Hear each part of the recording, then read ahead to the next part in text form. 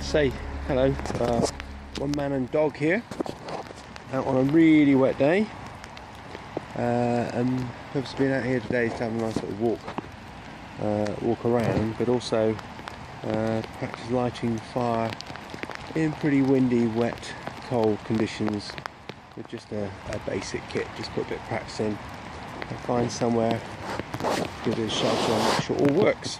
So that's what I'm doing today. As you can see, it's pouring down with rain. It's very wet. It's been wet for 6 weeks, more, maybe 2 months now.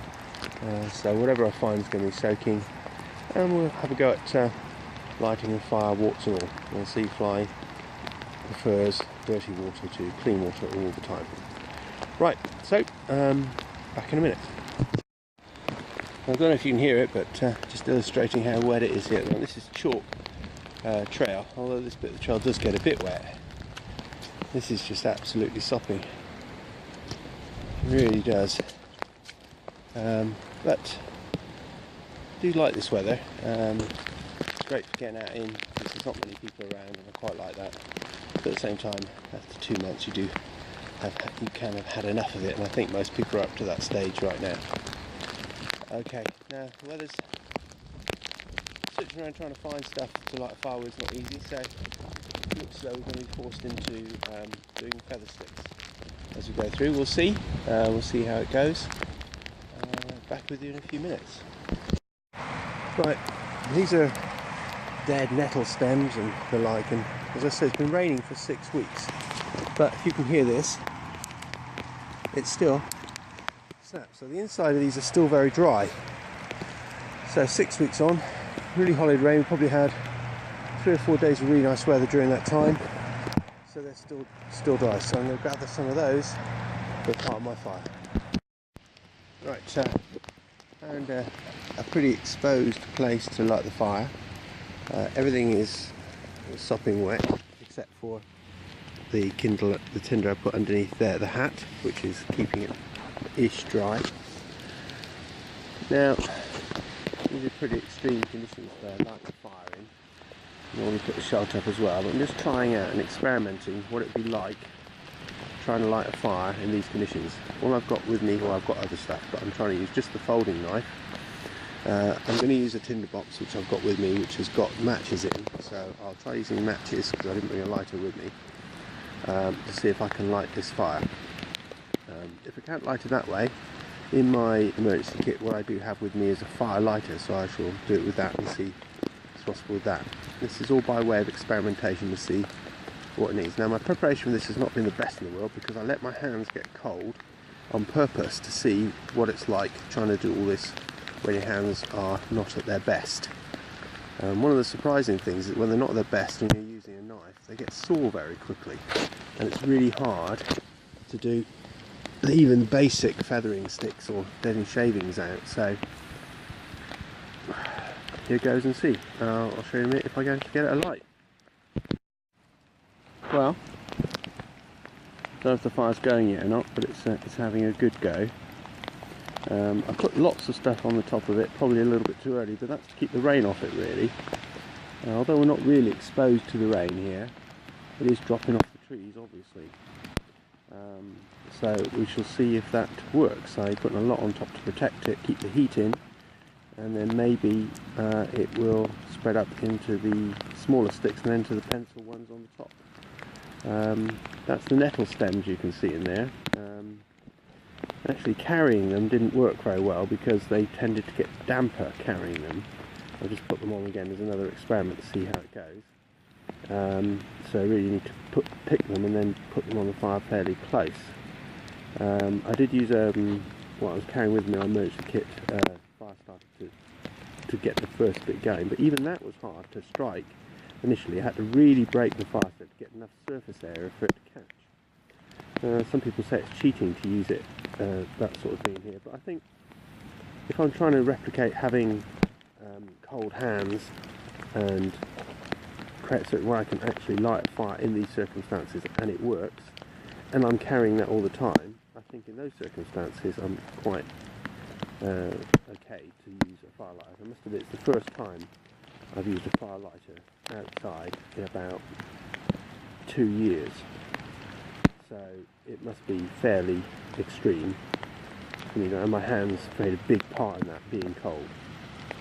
So we'll see if this catches. I'm not sure it will, but if it does, then I'm going to make myself some soup with my, not new, but relatively new water bottle. It's a different one to one I normally use, because I just want to try out something different really, and see where it goes. So that's my experiment's been to leave the car with just basically my emergency kit, come out and then get my hands cold, find some tinder if I can, which I failed to do miserably, then try and do some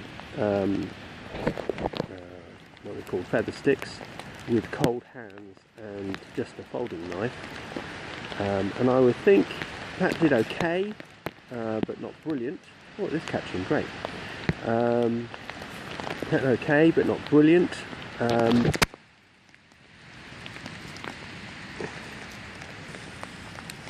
Oops, there we go. That did okay, but not brilliant. And then see if all of that fails and I have to use my firelighter, which today I did have to do. Could I actually light a fire with that, with cold hands, etc.? And I don't know, it's beginning to look like I might well be able to. Okay, anyway, I'll turn this off now and come back when I've got my everything else in place, and it's hopefully heating up my water for my soup. The fly's gone off somewhere because she's hacked off with me being out in the rain and the cold. Right, back in it. Okay, this is the water bottle I'm carrying today, which is the US Army one, and it came with a cover. It was £9, which I think is pretty good value for money really. And you can see I keep stuffed in it. Whoops, I really will have to get a stand for this. A cup of soup in there. So for an emergency, it's got a cup with it, as you've probably seen before. But I keep a cup of soup stuffed in there. So that's where that comes from, my emergency kit. So I'm carrying my container, a cup with the container, and I've got a cup of soup there. So what I'm going to try to do today is heat the cup up, I think, and cut my cup of soup with that. And I've actually brought some meat with me as well, because it's bloody awful out here today and I want a bit of a treat, so I'm going to put some meat in it with it as well. But an actual emergency ration is just the cup of soup. Okay. Don't even see it, but the rain is dripping into the cup. The cup is heating up very nicely now. So I've moved it around to this edge, and it's heating up very nicely. You can see, I don't know if you can see that, but it's gradually coming to the boil. Those dots is not boil, that's the rain going in. It's not rolling in a rolling boil yet. But cold weather, it's probably about 5 degrees Celsius, I suppose.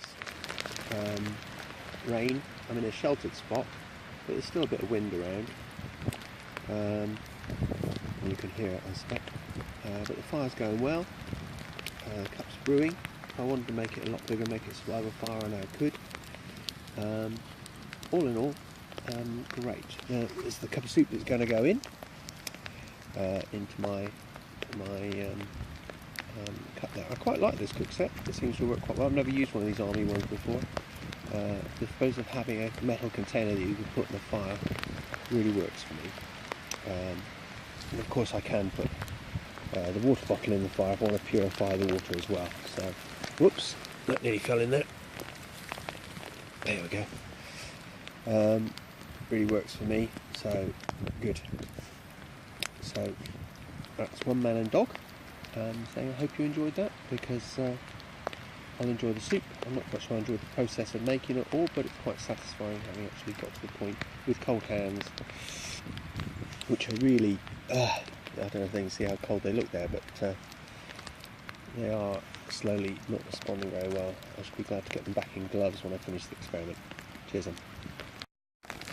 Right, so I've eaten, well, I've just nearly finished my cup of soup. The fire there, and it's amazing actually.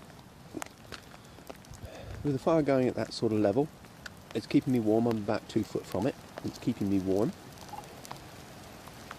I've had some food. I could heat up more water if I wanted to. I've got another cup of soup with me. and it's worked out really well. The